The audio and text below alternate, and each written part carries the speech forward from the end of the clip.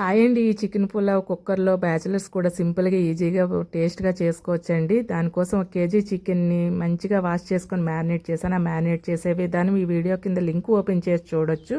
KG చికెన్కి 3/4 basmati rice తీసుకున్నానండి. 3 గ్లాసుల రైస్ని మంచిగా కడుక్కొని 3.5 గ్లాసులు వాటర్ పోసి చికెన్తో పాటే 1 అవర్ నానబెట్టుకున్నాను. ఈలోపు కుక్కర్ హీట్ చేసుకొని మసాలా దినుసులని 1 వేసి ఆనియన్ పచ్చిమిర్చి కూడా ఫ్రై అవనిచ్చి మనం మ్యారినేట్ చేసుకున్న చికెన్ని వేసుకున్నానండి. 1 అవర్ మ్యారినేట్ చేసుకున్న చికెన్ వేసి హై ఫ్లేమ్ మీద పెట్టి మూత పెట్టి దాన్ని మగ్గించుకోవాలి. ఈలోపు మనము నానబెట్టుకున్న రైస్ని కూడా వడపోసుకొని ఆ వాటర్నే మనం వేసుకుంటామండి ఇందులో. అయితే ఇలా చికెన్ మూత తీసిన తర్వాత కూడా ఒక 5 మినిట్స్ మంచిగా కలుపుతూ మగ్గించుకుంటే ఆయిల్ పైకి తేలుతుంది. ఆ టైంలో ఇలా వడపోసుకున్న రైస్ని వేసి నిదానంగా కలపాలండి. ఒక 2 మినిట్స్ కలిపితే చక్కగా రైస్కి ఫ్లేవర్ పెట్టి టేస్ట్ బాగుంటుంది.